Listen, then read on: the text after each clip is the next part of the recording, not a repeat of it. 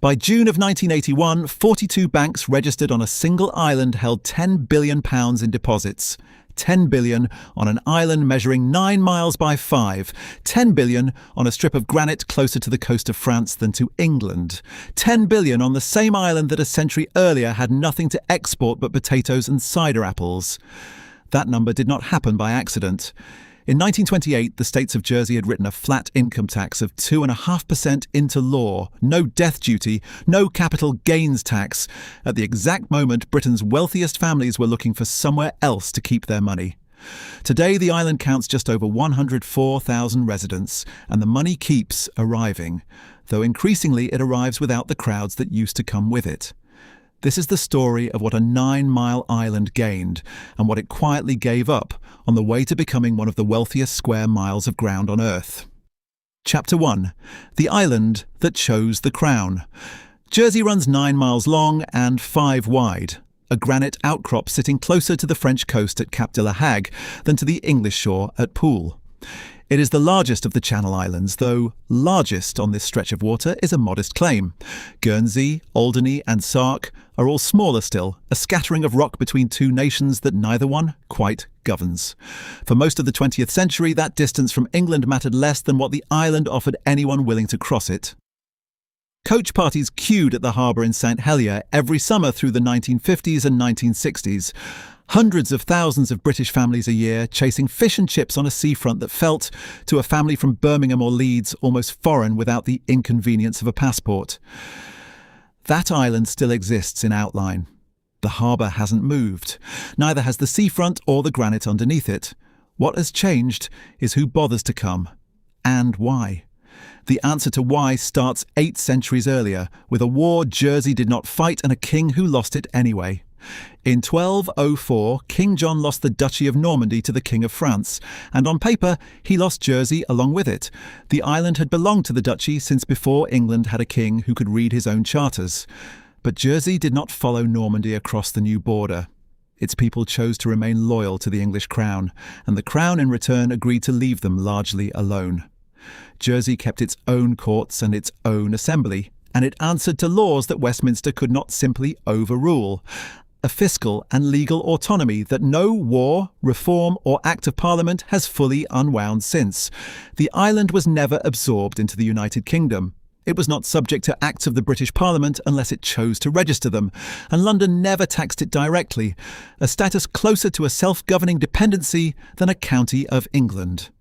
Every advantage the island would ever sell, a low tax rate, a discreet trust and offshore account, traces back to that medieval bargain. Westminster never fully clawed it back. For 600 years, none of that autonomy made Jersey rich. It left it alone, which is not the same thing. The island's economy through the Tudor, Stuart and Georgian centuries ran on granite quarried from its own cliffs, cider pressed from orchards that covered a third of the arable land, and a fishing and privateering trade that sent Jersey boats as far as Newfoundland and, in wartime, licensed Jersey captains to seize enemy shipping and keep what they took. Farmers and fishermen spoke Jerriese, a Norman dialect distinct from both the English spoken across the Channel and the French spoken 12 miles away, and market day in St Helier ran in a language neither London nor Paris could easily follow. Rents in the 12 parishes were still paid to local seigneurs in eggs and capons rather than coin well into the modern era, a feudal residue that Westminster had no authority to abolish even if it had wanted to. This was a working island, not a wealthy one. It farmed granite soil, salted its own fish, and answered to nobody but its own bailiff and its own states. 6 centuries, and nothing about it looked like money. Nothing about the geology said any of that would change either. The granite that built the harbour walls was the same granite that would later sit under bank vaults, indifferent to what got stacked on top of it. The orchards produced cider, not capital. The privateers took Spanish and French cargo, not Swiss or American deposits, and when Britain and France were briefly at peace, Jersey's boats simply fished, because a fishing island with no war to profiteer from has no other trade to fall back on. In the year 1870, there was no bank on Jersey worth the name, no lawyer drafting a trust for a living. Only farmers, fishermen and a harbour that had looked more or less the same for 600 years. Then, in 1878, a Jersey farmer named Hugh de la Haye bought 2 oversized potatoes at a local shop. Chapter 2. The Potato and the Pier. Hugh de la Haye was a Jersey farmer who had spent his working life on the same steep coastal field above the Belizan Valley, the kind of ground that grew cider apples and little else worth naming. He was not a botanist, and he was not looking to change an island's economy. He simply liked the look of two unusually large potatoes he found at a shop in town, and in 1878 he bought them, cut them into 16 pieces, and planted the pieces on that same slope, angled toward the sea for the early sun. What came up was a small, kidney-shaped potato that matured weeks ahead of anything grown on the English mainland, tender enough to eat with the skin still on. Queen Victoria was given some to taste and approved of what she was served. De la Haye had not set out to found an export trade. He had planted a garden and grown a national fixture. The Jersey Royal did not stay a curiosity for long. Other parishes copied de la Haye's slopes and his timing, chasing the same trick of soil and sun that let Jersey potatoes reach London's markets before the English crop had even flowered. By the 1890s, the island was shipping 60,000 tons of them a year across the Channel. Steamer after steamer loaded at St Helier with nothing but potatoes below deck. The 1891 harvest alone brought in close to £500,000, a sum earned entirely from soil that a generation earlier had produced nothing anyone would pay for. That figure doubled again after the First World War, as wartime shortages taught the mainland to depend on Jersey's early crop, and post-war demand kept the habit going once the shortages ended. Farmers who had spent generations rotating cider apples and cattle fodder tore out orchards to plant more of the same steep, south-facing slopes de la Haye had proven could be made to pay.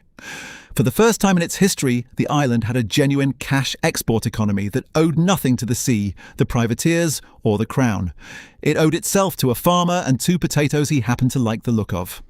Something else was taking shape along the coast at the same time, and it had nothing to do with farming.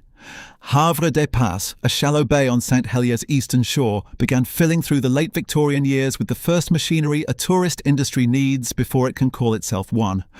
Hotels built to a scale the island had never required before. Bathing terraces cut into the rock for visitors who wanted salt water without the tide's schedule. Boarding houses strung along the seafront for English families arriving by steamer with nowhere else to stay. Motorized excursion cars, novel enough in the 1890s to be an attraction in themselves, carried guests out along the coast roads to look at the same granite cliffs the fishermen had always taken for granted. None of it was large by the standards of what Blackpool or Brighton could offer, and no one in St Helier mistook Havre des Pas for a rival to either. But it was new, and it was aimed entirely at English money arriving on purpose, which the island's fishing boats and cider presses had never been built to do. A visitor stepping off the steamer in the 1890s could take a room within sight of the water, bathe from a terrace cut into rock that had never held anything but seaweed and gulls, and be driven along the coast road by evening. Three conveniences that had not existed on the island a generation earlier, offered now as a matter of course. It was, for now, still a small thing. Two industries, then, had appeared on the same small island within a single generation, one growing out of the ground, one growing out of the tide. And neither had asked permission from Westminster to exist. Both ran on English demand and English money crossing the Channel by steamer. Neither had anything yet to do with banks, trusts, or the low taxes written into no law that existed in 1890. That would take a different kind of Englishman, arriving for a different reason, and he was still 30 years and a world war away. Chapter 3. The only occupied corner of Britain. Enter a different kind of Englishman, arriving 3 decades after Hugh de la Haye's potatoes, and a war later than the coach parties at Havre des Pas.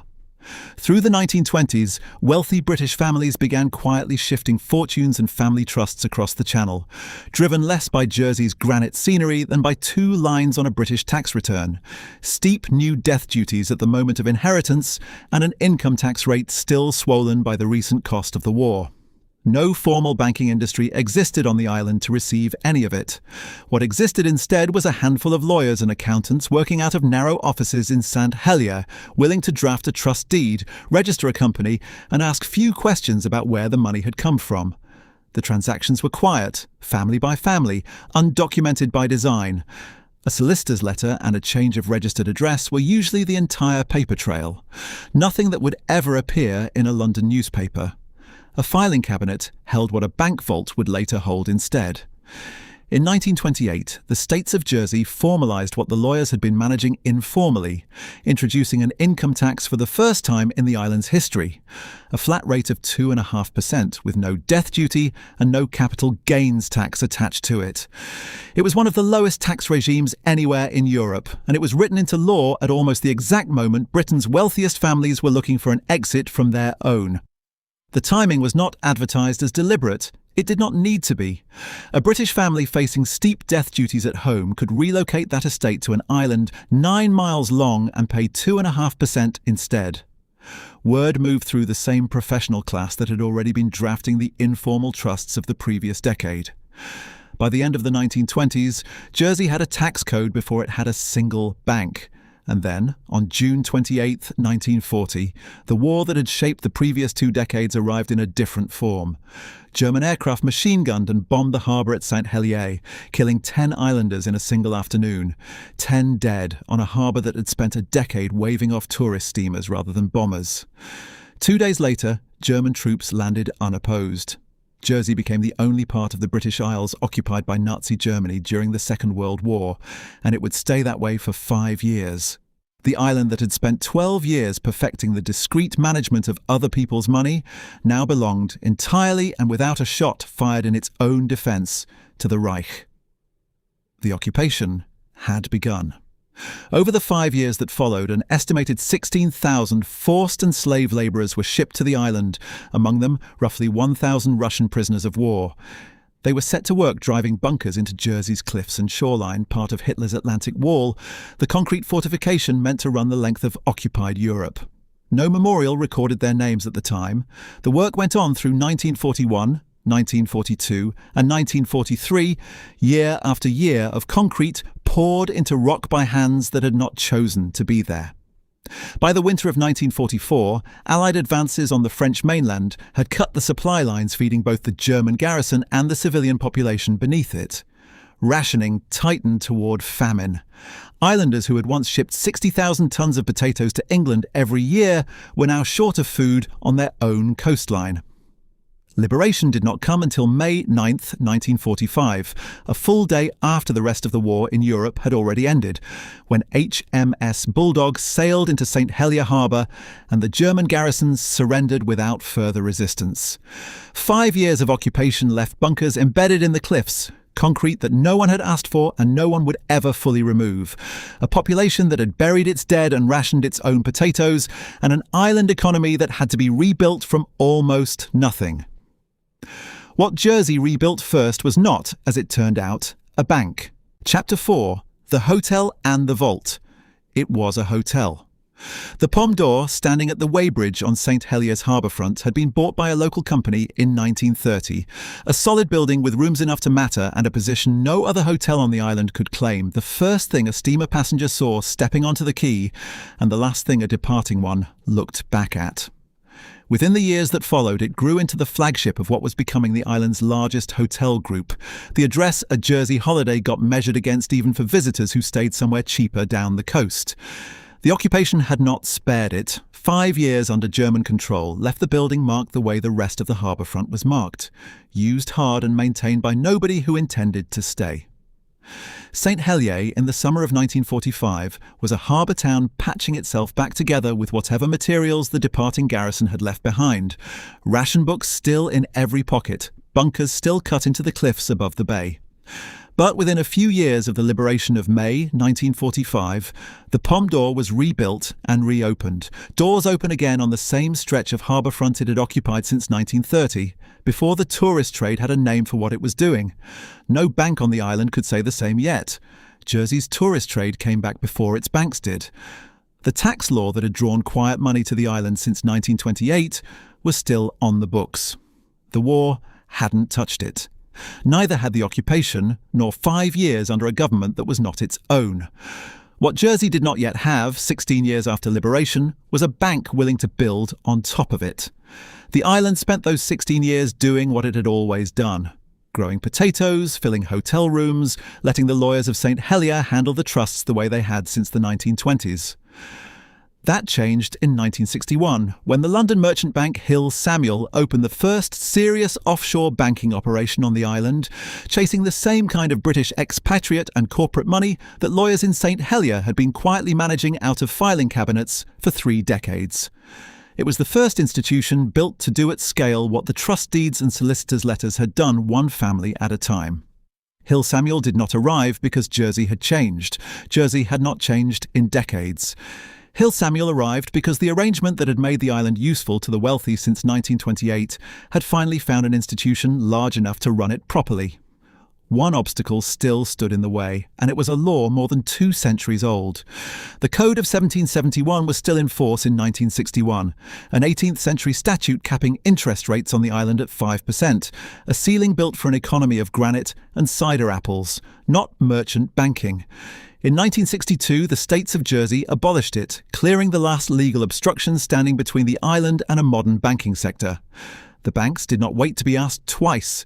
Kleinwort Benson and the Royal Trust of Canada both arrived that same year, and Hambros Bank followed in 1967.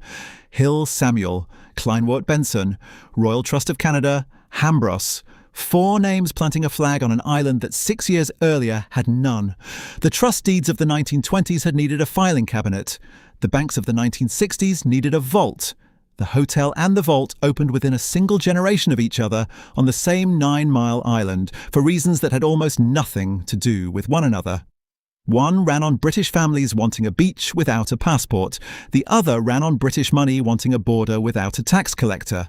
Through the rest of the 1960s, both kept arriving on the same ferries and the same new flights, filling the same stretch of harbourfront the Pomme d'Or had reopened onto. And the crowds, it turned out, were about to arrive in numbers St Helier's harbour had never had to handle before. Chapter 5.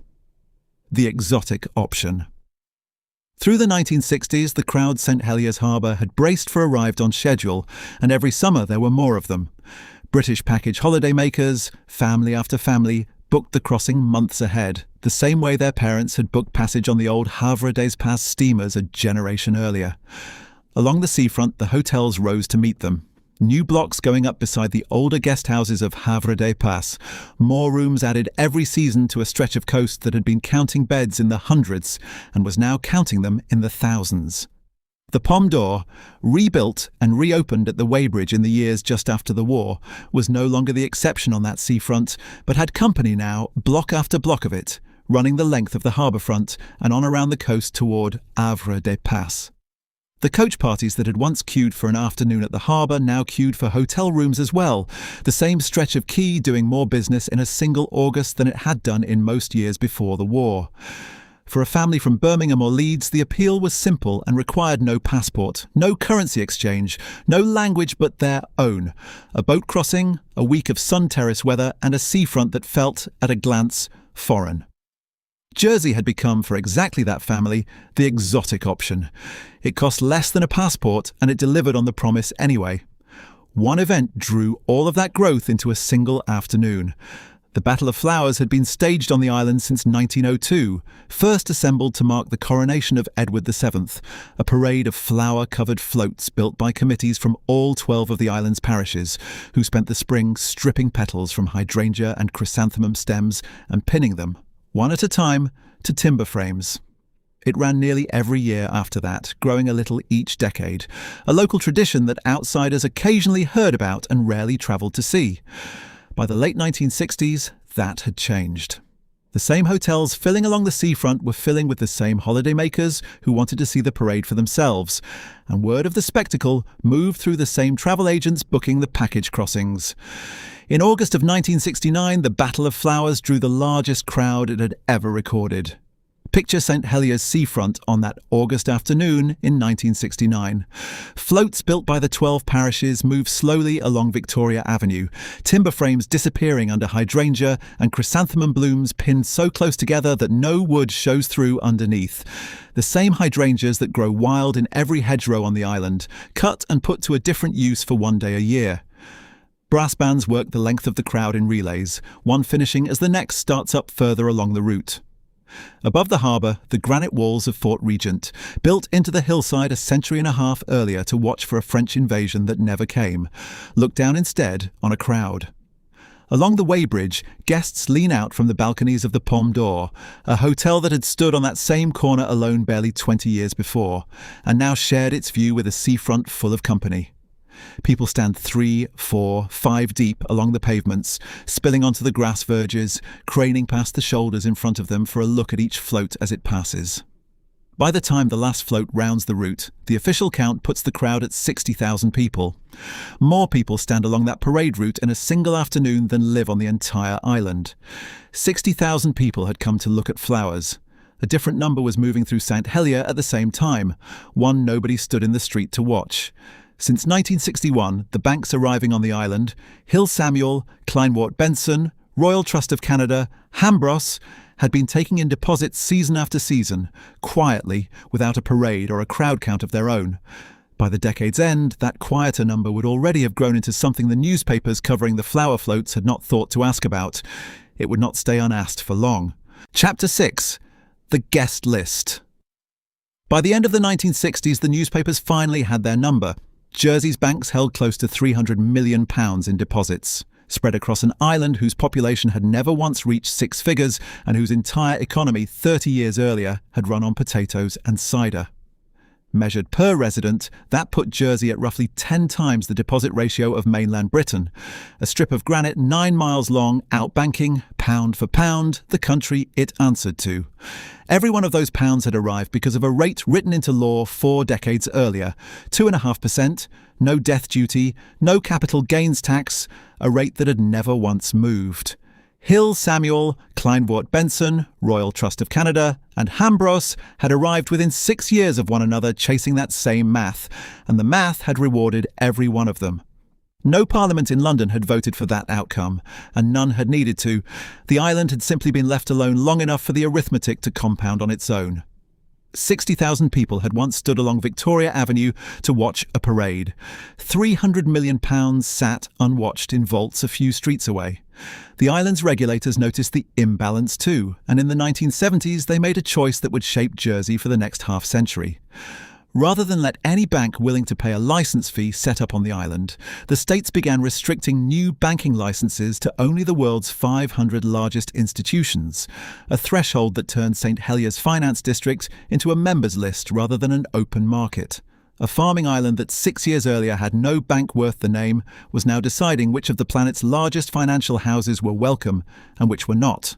A license from St. Helier started to mean something. A license from almost anywhere else in Europe did not. Proof of size and proof of standing, evidence that an institution did not need Jersey's business half as much as Jersey needed to be seen turning smaller banks away. The decision was deliberate, not incidental. A small government choosing scarcity over growth on the theory that a shorter guest list made every remaining guest worth more. By restricting who could even apply, Jersey had begun curating one of the most concentrated banking districts on Earth. It worked. The same instinct applied to people, not just banks. The boom of the 1960s had drawn more than deposits to the island. It had drawn newcomers, workers and speculators chasing both the tourist trade and the banking wages that came with it, until the states grew alarmed at how many strangers now wanted an address on 9 square miles of granite. In 1970, the government tightened the Housing Jersey Law of 1949, adding new residence regulations that decided for the first time with real teeth who was even permitted to buy a home on the island. The regulations did not merely discourage newcomers, they required qualification and approval before any purchase could go through, a formality the island's own farmers and fishermen had never had to clear for their own front doors. A newcomer could open an account on Jersey. A newcomer could take a job on Jersey. Buying a house was a different matter now. The door was harder to open than the account. Through the rest of the 1970s, both restrictions did exactly what they were built to do. The banking district grew smaller in number and richer in scale, a stretch of St. Helier that had answered to 4 names in 1967, now filling with the letterheads of the world's largest financial houses, each new arrival clearing a bar the last one had helped raise. Property grew harder to buy no matter how much money a newcomer arrived with, the residence rules tightening further with each fresh wave of arrivals chasing the same boom. Neither trend showed any sign of slowing as the decade wore on, and by the mid-1970s the two had become the same story told in two different currencies, one in pounds sterling, the other in front door keys. The deposits kept climbing behind the vault doors, past the number that had impressed the newspapers in 1969, toward a figure nobody on the island had yet said out loud. Chapter 7. The Richest 9 Miles on Earth. By June of 1981, the number that had been compounding behind St. Helier's vault doors for over a decade finally arrived at a size worth saying aloud. Jersey's banks held £10 billion in deposits, spread across 42 banks now registered on the island, every one of them drawn from the shortlist of the world's 500 largest financial institutions that the states had started enforcing a decade earlier. £300 million had impressed the newspapers in 1969. 12 years later, that figure had multiplied more than 30 times over, on an island that had not grown by a single acre in the meantime. No new harbour had gone in, no second airport either. Measured against its own population, 9 miles of granite now held more money per resident than almost anywhere else on the planet. Not a metaphorical treasury, an actual one with 42 vaults and 42 sets of keys. Hill Samuel's ledgers, Kleinwort Benson's ledgers, Hambrose's ledgers, 42 sets of books in all, each one a little heavier than the year before. £10 billion on an island that a century earlier had nothing to export but potatoes and cider apples. Consider what 42 banks looked like crowded onto 9 square miles. The Esplanade and the Weybridge carried the nameplates of everything that had arrived since 1961. Hill Samuel first, Kleinwort Benson and the Royal Trust of Canada a year later, Hambros in 1967, and once the Code of 1771 was off the books and its 5% interest ceiling with it. Dozens more, each new arrival clearing the bar the last one had raised. None of it looked like Wall Street or the City of London. St. Helier's finance district was a scattering of Georgian and Victorian office fronts a few streets deep, brass plates screwed beside ordinary doors, no trading floor, no glass tower, nothing a coach party would ever have pointed a camera at. That was the design, not an accident of scale. A licence from St. Helier was a members list, not an open market, and the discretion was the entire product. Quiet offices moving sums that would have taken a skyscraper to house anywhere else. The same lawyers who had once managed a single family's trust out of a filing cabinet in the 1920s were, by 1981, managing accounts numbered in the hundreds. The informal habit of a previous generation grown into an industry with its own regulators, its own shortlist, and a firm idea of who was allowed to join it. And the older island was there underneath it, going about its own business as if none of it had happened. The Pom d'Or still held its corner at the Weybridge, doors open since the years just after the German garrison surrendered. Its bar filling most evenings with a mix of bank clerks and coach party husbands who had never exchanged a word about what the other did for a living. Along the seafront toward Havre des Passes, the hotel blocks that had gone up through the 1960s kept taking bookings every August, kept selling fish and chips within sight of bathing terraces cut into rock 80 years earlier.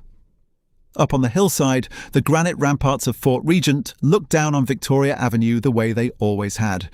The same stretch of road the Battle of Flowers had filled with 60,000 people 12 summers before. Out past the hotels, the fields above the Belazan Valley were still turning out the same kidney-shaped potato Hugh de la Haye had planted in 1878, the crop that had paid the island's bills before a single bank had ever asked to open a branch. Boats queued in the harbour, coach parties came, £10 billion moved through offices most of them never saw.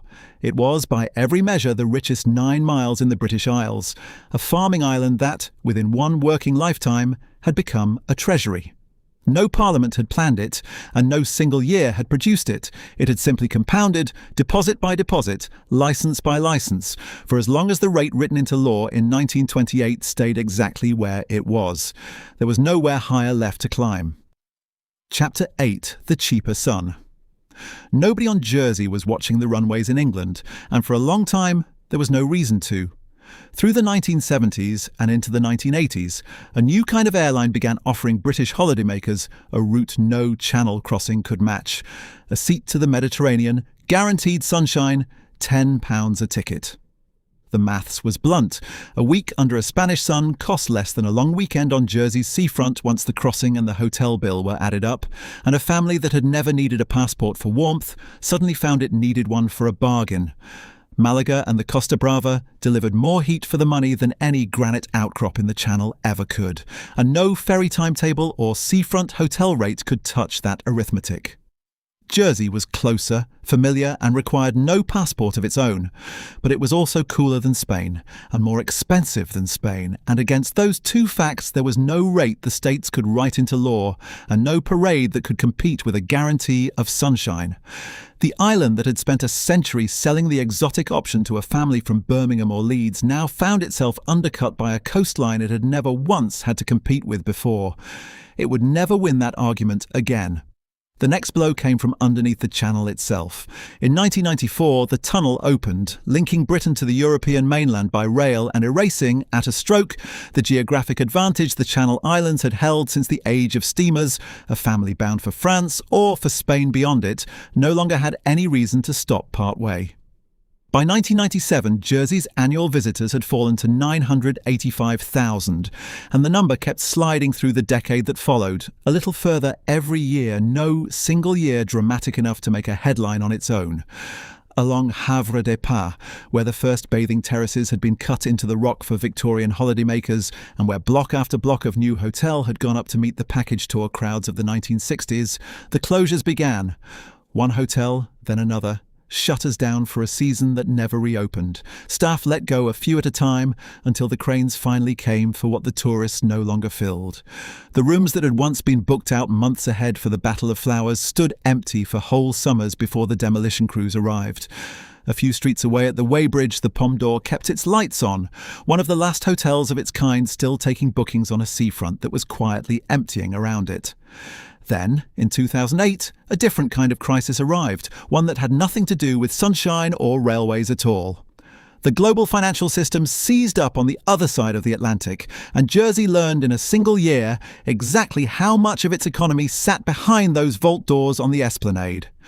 Banks on the island wrote down losses they had never had to book before, and deposits, the same deposits that had climbed without interruption since Hill Samuel first opened its doors in 1961, contracted for the first time in the island's post-war history. The total that had looked like a ceiling in 1981 was already far behind it, and still the number kept falling. The tourists had left first in the 1990s, one flight and one tunnel at a time. Now the money that had replaced them was shrinking too, and for the first time since 1928, there was no obvious second industry left standing behind it. 9 years later, St Heliers Finance District would make headlines again.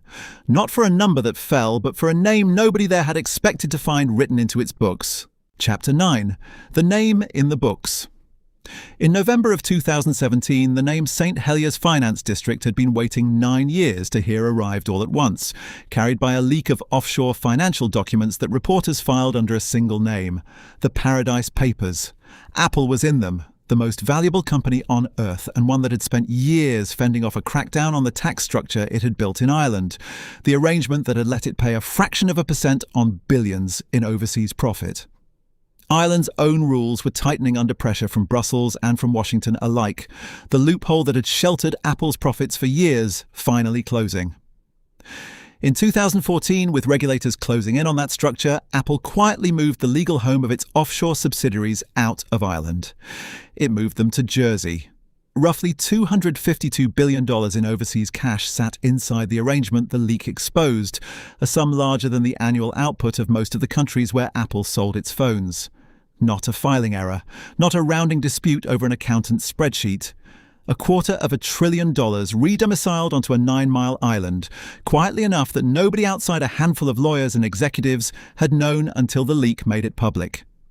The trust deeds of the 1920s had moved family fortunes one letter at a time. This was the same trick done once at a scale nobody in St Heliers history had ever managed before. What followed did not fade in a single new cycle. Jersey and Apple were read into the record together in committee hearings in Westminster and in Washington. Two governments on opposite sides of the Atlantic putting pointed questions to witnesses about the same 9-mile island in the same year. Nothing about the arrangement was illegal.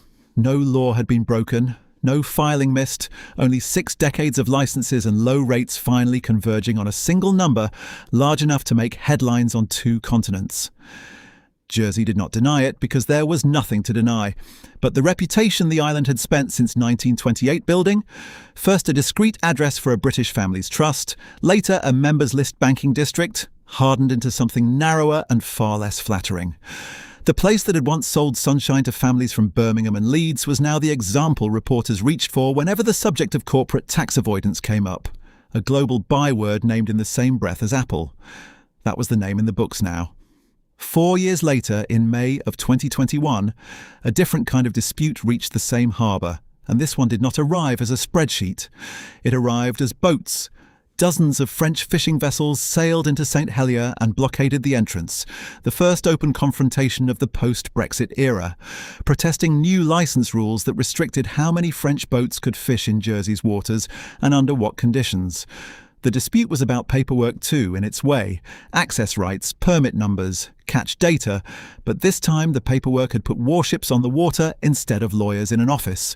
Britain sent Royal Navy patrol vessels to stand off the island, the first time in decades that Jersey's harbour had drawn a military response rather than a hotel booking. French politicians did not stop at the blockade. They threatened to cut the undersea cables that supplied 1/3 of Jersey's electricity. The same lines that had carried French power to Jersey homes for decades, ordinary infrastructure suddenly recast as a bargaining chip. A threat aimed not at a boat or a licence, but at the island's lights. The cables were never cut. The patrol boats sailed home within the week, the blockade lifted, and St Helier's harbour went back to ferries and freight. But the 2 disputes 4 years apart had shown Britain, France and Apple's shareholders the same thing about the island from 3 different directions, that Jersey's leverage now rested on ledgers, licenses and cables running under the sea, not on beaches or hotel rooms. What the island had left once the boats went home and the committees adjourned was a question nobody in St Helier's finance district had needed to answer since 1928. Chapter 10. The same formula. 96 years on. By the end of 2024, the number the Hook had rounded down finally came into focus. Jersey's population stood at 104,540, precise enough to correct any softer figure that had come before it. The increase over the previous year was small, a few hundred people scattered across 12 parishes, and almost none of it had anything to do with a beach. It came instead from the same industry that had been reshaping the island since 1961. Finance, still hiring, still importing the accountants, the trust administrators, and the compliance officers a modern banking district requires just to keep functioning. Tourism, once the reason anyone crossed the channel at all, contributed almost nothing to that count. The housing Jersey law paperwork, tightened since 1970 to decide who could even buy a front door on the island, was now clearing bankers and trust administrators through the same process it had once used to slow down speculators. The island was growing again. It was growing like a bank, not like a resort. Consider what finance had become to the island that hosted it. By 2024, the sector accounted for almost 2/5 of everything Jersey produced, and just over 1 in 5 of every job on the island, a single industry carrying a share of the economy no farming trade or tourist season had ever managed to carry. And in that same year, the industry carrying so much of the weight began to buckle under it. Finance contracted by 6.2%, and within it, banking activity alone, the oldest and largest part of the trade, the part Hill Samuel had opened in 1961, fell by 14%.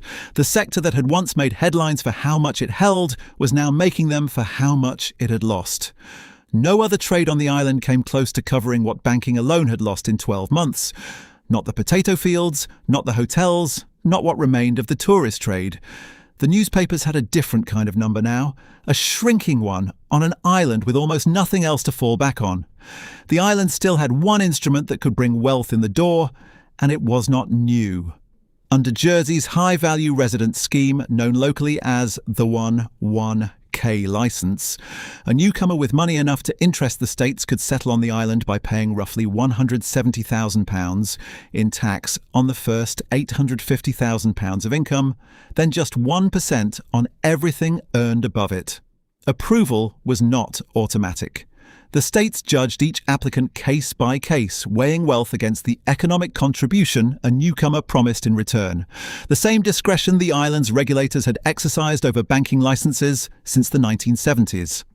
The comedian Jimmy Carr and the EasyJet founder Stelios Hadjiioannou have both used Jersey-registered structures to shelter earnings under arrangements built on exactly that logic. Neither man had discovered anything the island's lawyers had not already perfected. This was not a new idea. It was not even a new law. It was the same flat, favourable rate the states had written into the books in 1928, updated for a newcomer instead of an inheritance, and 96 years old. Not every islander shared in the arrangement. A third of Jersey's own teenagers now say they intend to study and eventually build a career somewhere off the island entirely, in an economy broader than trust administration and hotel work. Hospitality leaders who have spent years watching their industry shrink in the shadow of the finance district call the exodus of young islanders dire. Government ministers use a starker term. They warn in language of their own choosing of terminal decline. Neither phrase came from a rival newspaper or a foreign committee room. Both came from inside St. Helier, from the people who run the island's businesses and the people who run its government, naming the same problem in the same season. Neither offered a date by which the decline might stop. Population, finance, and the price of admission were only 3 lines in a longer ledger. Still to be counted, what a house on the island now cost the people who had never been offered a license. How many visitors still came for the beaches that had once defined the place? And what, after a century and a half of banks and bunkers and hotels, the island's oldest export had still managed to hold on to? Chapter 11. What never stopped leaving. The housing, Jersey law of 1949, tightened in 1970 to slow the newcomers chasing the island's tourist and banking boom, did exactly what it was built to do: decide who was permitted to buy a front door on 9 square miles of granite and who was not. More than half a century later, the law is still on the books, still deciding, but the applications it is weighing now come from a different kind of newcomer than the speculators the states had in mind in 1970. Private bankers, trust administrators, one. K licence holders paying their first £850,000 of income at a rate no working islander will ever qualify for. A regulation written to protect a farming population from being priced out of its own parishes has, over 2 generations, presided over precisely that outcome, only with the wealth arriving from the opposite direction. Jersey property today ranks among the most expensive in the British Isles, a strip of granite closer to the coast of France than to England, commanding prices closer to central London's than to Normandy's. Close to a third of the island's own households now report struggling to cope financially. Among single parents, the figure very nearly doubles. The law did not fail. It simply kept working, for a different applicant than the one it was written for. Tourism, once the whole of what Jersey had to sell, drew 568,000 visitors to the island in 2024. A figure that looks substantial only until it is set beside what came before it. Pre-pandemic arrivals ran a third higher. The 2024 total is still only about 3/4 of that older baseline, a shortfall 4 years removed from the pandemic that is supposed to explain it. And the trend has not turned. By late 2025, visitor numbers were falling again, down close to a 5th year on year, the kind of drop that doesn't read as noise in a single season's books. The £10 seat to Malaga still costs £10. The tunnel under the Channel still runs to Paris in under 2 hours. Nothing that undercut Jersey's holiday trade in the 1980s and 1990s has become less true since. An island that once needed 60,000 people just to watch a flower parade now counts its annual visitors in a single, quietly shrinking figure. One export never joined that decline, and it is the oldest one the island has. The descendants of the 2 potatoes Hugh de la Haye bought at a shop in town and planted above the Belazan Valley in 1878 still leave Jersey at a rate nothing else on the island can match. 25 to 30 million packs a year, 99% of them shipped straight to the British mainland, the crop protected by law so that a potato grown anywhere else on Earth cannot legally be sold as a Jersey Royal. Banks have contracted, hotels have closed, tourists have found cheaper suns and shorter crossings. But the potato has never once stopped arriving on a mainland shelf in the same volume, by more or less the same route, for a century and a half. It is, without much exaggeration, the one part of the island's economy that never needed a tax law, a license scheme, or a marketing board to keep working. Everything else here had to be invented, restricted, or defended by statute. The potato just grew and kept leaving, long after most of what replaced it had stopped arriving. The hotels that once lined the St. Helier seafront are mostly gone now, sold off and converted into apartments, their bathing terraces facing a beach that fewer visitors cross the channel to reach each year.